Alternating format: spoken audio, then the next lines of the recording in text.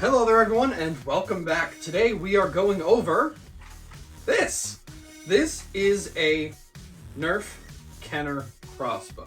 Now, obviously, crossbows are like hella old now. This came out in 95. 1 year before I was born, so you can do math on that. This specific crossbow should look kind of familiar to some people who've been in the hobby longer or have seen certain things and been around certain people. This is a crossbow that was made a very long time ago by none other than Coop 772. So he made this as a commission, and then it was shipped overseas down to Australia, where it then stayed for a very long time until last year when it came up on Facebook Marketplace. Now, I knew who had this. It was a friend down there who went by Tiger Film, who also is no longer in the hobby. That happened like 6 years ago though. And he used to sit on his pegboard in the back right-hand side. And it came up on there, and I knew immediately who it was, and I knew immediately that it should be brought back to the States. It has, I believe, been touched up, but never been fully repainted since the original paint job. So it's the same Citadel blues and blacks for all the detail, and then the white automotive with the vinyl dye underneath. In the original video, he does go into depth. The only thing remaining from this actual crossbow is the catch and the trigger. That is it. It is a plus bow style plunger tube, full K26, new plunger rod, new plunger head, and of course the priming bar is polycarb. All very cool. Now, it has been readapted for different barrels since then, but the LEDs still work. What? So there's 4 down in the grill here. They point up to illuminate this. The Energizer glow stick is still fully functional, and then obviously the lights in the back to illuminate the priming bar. All this is run off of one IMR.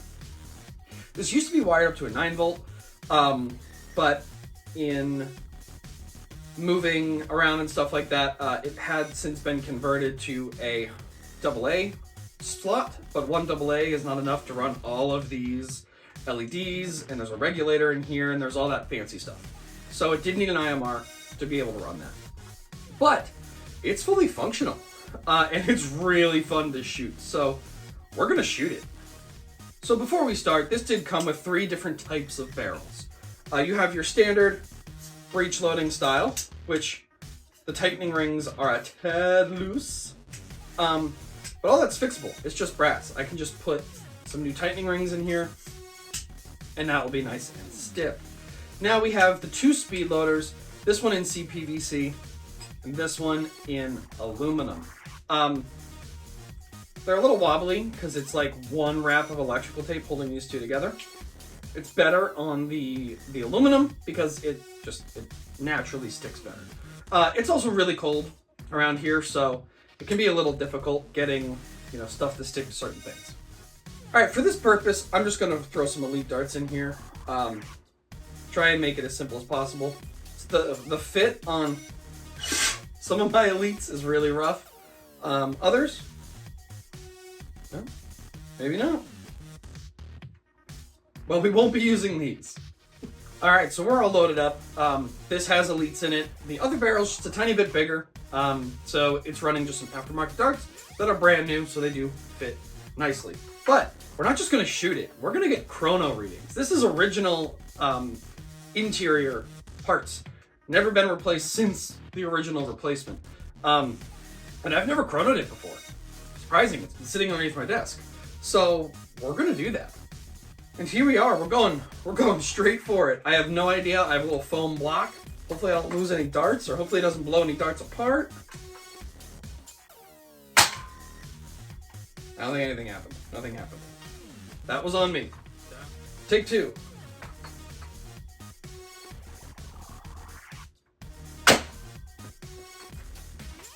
$167.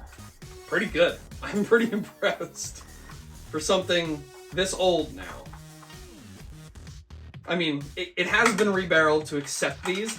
Originally, I don't think shipped with PVC and PVC, or PVC and CPVC.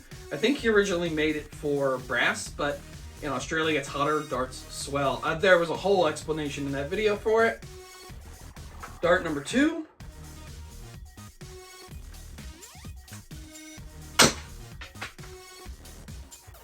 $157, and that is the CPVC speed loader done.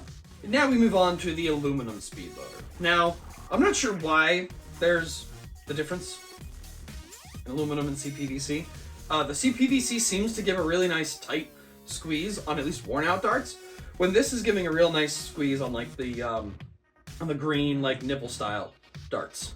But they're brand new, so I just think that's the actual difference here. But so, let's see what happens. This is so interesting.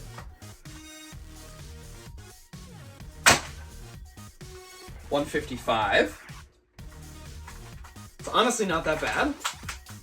Sometimes certain darts, I know in some like single shot pistols, if there's more drag in the barrel, with considering it's like a foot long, but obviously that helps something like this, so kind of interesting. I've never owned something as unique. Spot on, 161.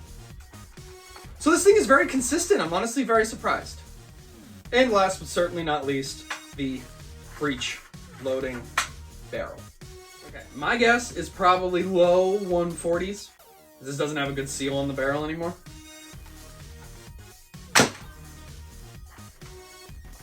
$120. And that's nothing really holding that down. And also when you create a breech, you do lose that air. You lose that air right around the actual breech. And you can see this isn't 7/32 in 9/16. It's way looser of a fit and only really locks in because of the tape someone put around it right here to lock it in. And I think the reasoning for that is this is what they adapted the end of the plunger tube to, and I think they probably had a breech and they were just trying to sleeve it and make it look a little bit nicer, because I mean brass can oxidize and it doesn't look as shiny as it used to, but aluminum, it's a little bit easier. And I mean, this took a trip from overseas, so it really held up. All right, but that is the Coupe 772 / I'm not sure how Tiger Foam acquired it, but if he did the original commission, then that's even cooler. But that's the way this thing has gone. 772 to Tiger Foam, and then back here to Twisted Modworks. So I'm definitely going to find a way to get this up. I don't really intend to do anything really with it. Fire it every now and then. It's kind of just one of those, this is a piece of nerfing history now. Neither of those channels exist. Obviously, we know Coupe 772 stopped at the end of last year. And it's kind of really hard to take, but things like this do still exist. And if anyone has anything like this piece of nerfing history from someone who no longer does things, especially as legendary as this man right here, it's always nice to keep going, keep having. So it will eventually find a place up on the wall. There's a blaster back here you guys haven't seen yet. That will come soon. But this is a really fun thing, and I'm very lucky to have it. Lucky I sniped it the way I did. It kind of just popped up and I immediately recognized it. His original video for this is in my saved videos on here, so it was pretty easy to figure out what it was, especially when I saw all the detailing and all that. It was stuck out like a sore thumb to me. So that is the Coupe 772 Crossbow, and it's had a lot of play. It's got a lot of wear and tear, and obviously it's been rebarreled and it wasn't like the best. If I do anything, I might just try and get a cone or something to go over that so you can't see the putty. But otherwise, it's gonna stay just as is. Really cool piece, like I said, nerfing history. The thing that scares me the most though, and why I never want to take this apart, is all these screws are supposed to be straight and they're on an angle. Like, they're not straight, they're like this. And that's because the plunger tube is pushed forward. because of the way it is, and that scares the hell out of me, which means I would never able to get that back together that way. But that's that, and this is really cool, and again, it's gonna find a place somewhere. But there you are, and I really had to share this with you guys. I wanted to do it sooner, but you know, things got crazy for a while, but we're here now, and we're giving it our round 3. So thank you guys for watching. This is always awesome, and if this is something you guys like, then you're definitely gonna like what's back there. But I'll keep that for later. Thank you guys very much for watching, and as always, peace out, bros.